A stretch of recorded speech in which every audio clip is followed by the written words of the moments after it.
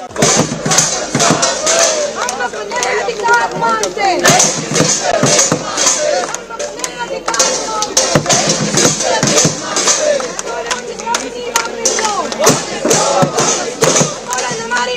Uttar Pradesh public service commission के खिलाफ aspirants कई शिफ्टों में होने वाले एग्ज़ाम और नॉर्मलाइजेशन को लेकर के पिछले 2 दिनों से काफ़ी ज़्यादा प्रोटेस्ट कर रहे हैं। वे ये चाहते हैं कि एग्ज़ाम ओनली 1 शिफ्ट और 1 डे में हो और नॉर्मलाइजेशन ना हो। तो आइए जानते हैं कि नॉर्मलाइजेशन होता क्या है। एस्पिरेंट्स की डिमांड ये है कि कमीशन दोनों जो एग्ज़ाम होने वाले हैं पीसीएस और आरओ में जो नॉर्मलाइजेशन होने वाला है उसको पूरी तरीके से ख़त्म कर दें।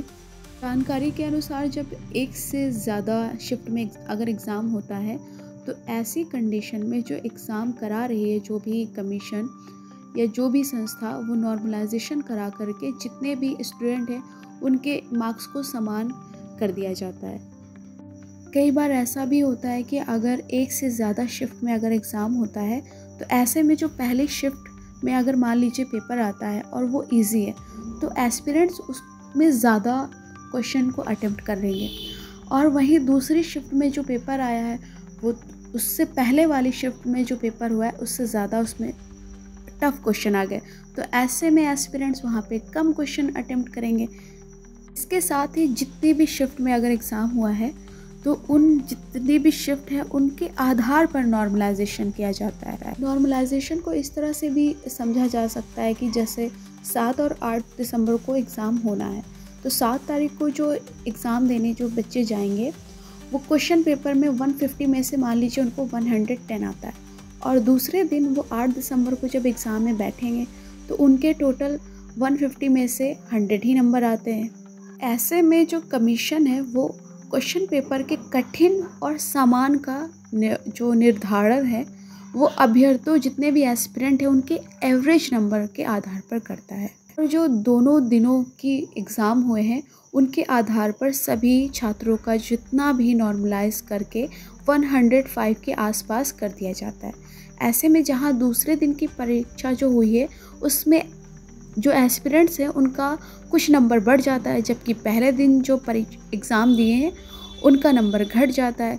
इसी बात को लेकर के स्टूडेंट काफ़ी ज़्यादा प्रोटेस्ट कर रहे हैं। वो ये चाहते हैं कि एग्ज़ाम ओनली 1 डे 1 शिफ्ट में हो क्योंकि अगर एक से ज़्यादा शिफ्ट में पेपर होगा तो नॉर्मलाइजेशन होगा ही। तो अगर एक से अधिक शिफ्ट में एग्ज़ाम होता है तो संस्था अभ्यर्थियों का नंबर औसत करने के लिए नॉर्मलाइजेशन करती है।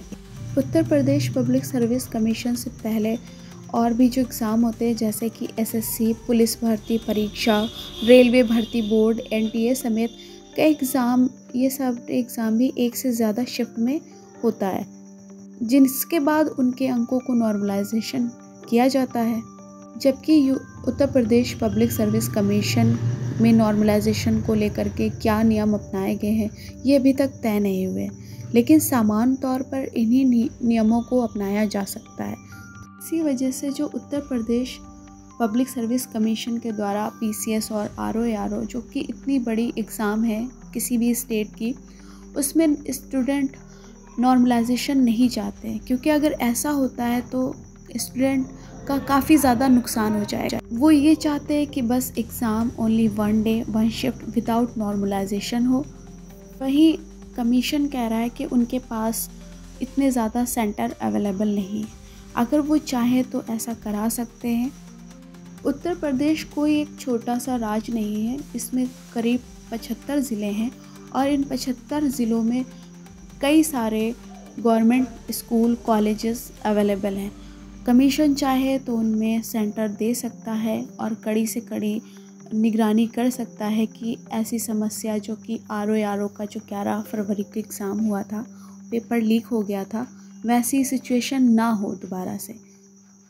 कमीशन को चाहिए कि वो सारे के सारे रूल्स और रेगुलेशन को अपनाएं और जहाँ पे भी फॉल्ट है उसको ठीक करने की कोशिश करें।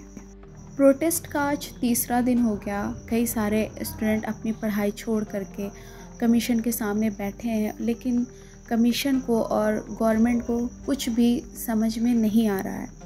इस तरीके से तो आयोग बच्चों का समय बर्बाद कर रहा है, उनके फ्यूचर के साथ खिलवाड़ कर रहा है।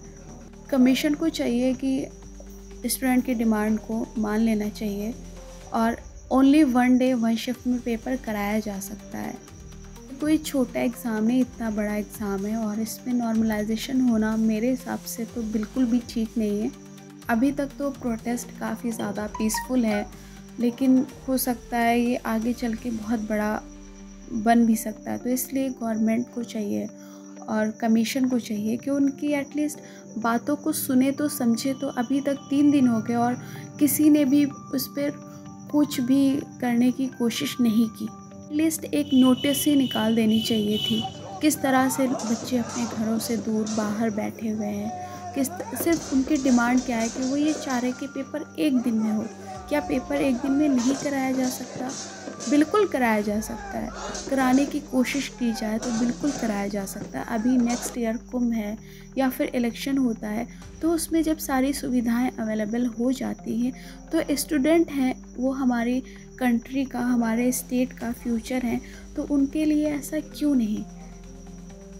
मेरी अपील है उत्तर प्रदेश गवर्नमेंट से और साथ ही Uttar Pradesh public service commission से, वहाँ के सचिव से कि प्लीज़ आप हम सब स्टूडेंट की डिमांड को फुलफ़िल करने की कोशिश करें, क्योंकि इस तरीके से कई स्टूडेंट का फ्यूचर खतरे में है। उनकी एज निकलती जा रही है। एग्ज़ाम ऑलरेडी इतना ज़्यादा लेट हो चुका है, अब और ज़्यादा देरी ना करा करके एग्ज़ाम ओनली 1 डे 1 शिफ्ट में कराएं।